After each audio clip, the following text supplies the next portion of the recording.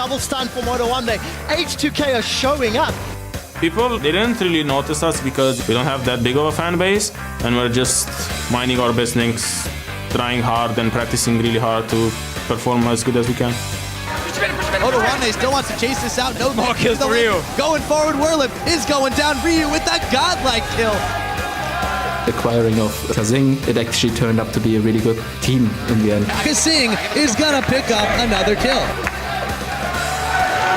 They've done it. They've snapped Gambit Gaming's win streak and extend their own to 7 in a row. GG, well played. Hey, H2K, H2K.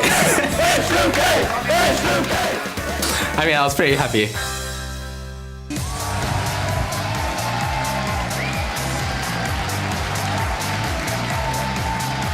Hello and welcome back to the European League of Legends Championship Series. We're broadcasting to you live from our studio in Berlin, Germany, where just moments ago we saw the fans hyped up outside, getting ready to take their seat and enjoy all the action in the venue here today. Roccat is entering the building. They of course had their decisive victory yesterday versus the Unicorns of Love. Janko's looking happy and the coaching staff as well. And they're forgiven. Checking if his glasses are clean. You know, you got to kill those minions with the utmost precision. So he's got to make sure that that is on point, of course. And they're the coach and N-Rated also setting up for their game. I'm Evie Schok supporter, joined here on the analyst desk by 3 of the best junglers the European continent has to offer. Maurice Amazing Stuckenschneider of the Challenger Series Origin, Ilias Shuk Hartsema of Elements, and the Unicorns of Love is Mateusz Kikis Skudlarek.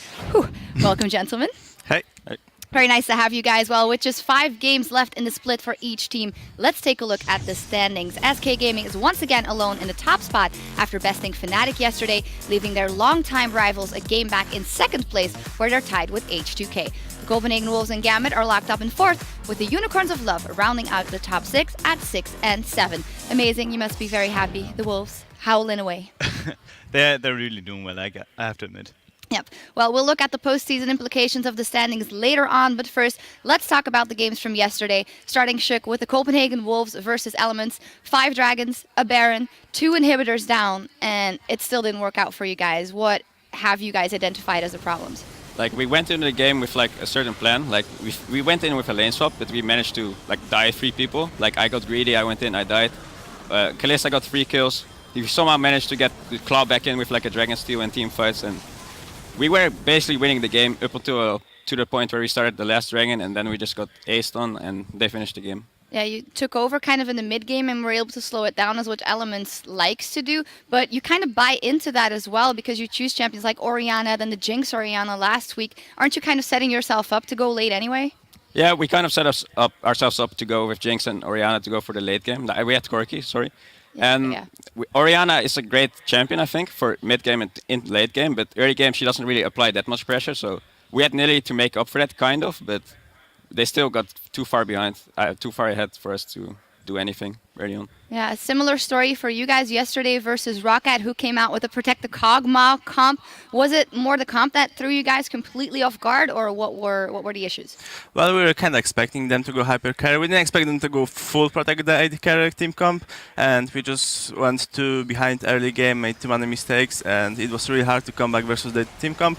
Even though we tried, it was like still we were too behind to do much. Yeah, in general, for the Unicorns of Love, Trevor actually said it yesterday, you guys are so hyped up by the fans, and I was also a believer, but now it seems like where it was before 1-1 and inconsistent, to me, yesterday's loss struck me as a heavier loss in that sense, and also this close to the playoffs. So what are you guys doing to make sure that you get that playoff spot? Well, yeah, this was like first game that we got just destroyed completely, so we really need to like get into our shape together and try our best to get to the playoffs, because we are like 6 now, I think, and it's really the other teams are really close to us, and we need some wins to protect our spot.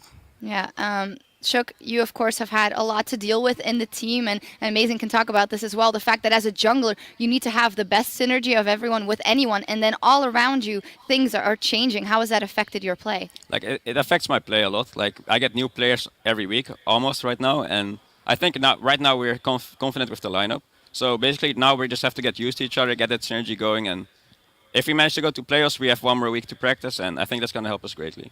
All right, well, now let's take a look at today's schedule. We're going to start in just a few minutes with a bout between Roccat and SK Gaming. Then Elements will have a rematch against the Unicorns of Love as they look to tie for the 6th place spot in the standings. And H2K will try to fend off the Copenhagen Wolves later in the day. Amazing H2K Copenhagen Wolves.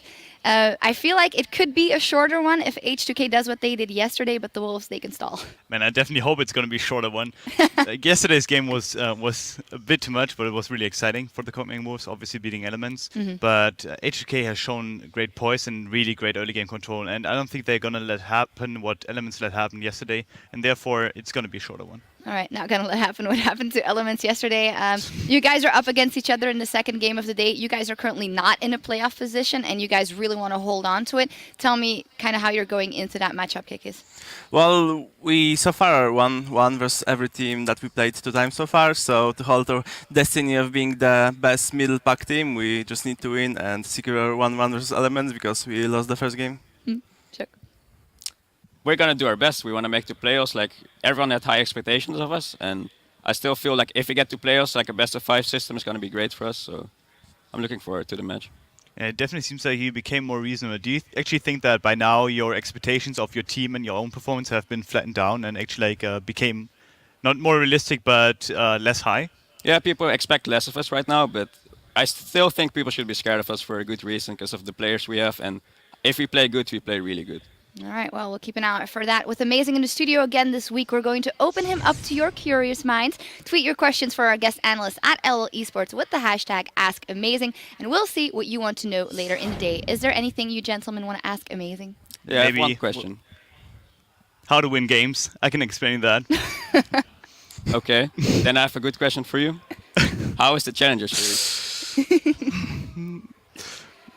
Well, you can answer because it's going good. I'm done. You're done? All right. I'm done. Well, Let's go on. way to break the atmosphere. No. Well, thank you guys very much, and good luck in your matchup later today. It's going to be a good one. Thank you. All right, now it's time to get into our first match.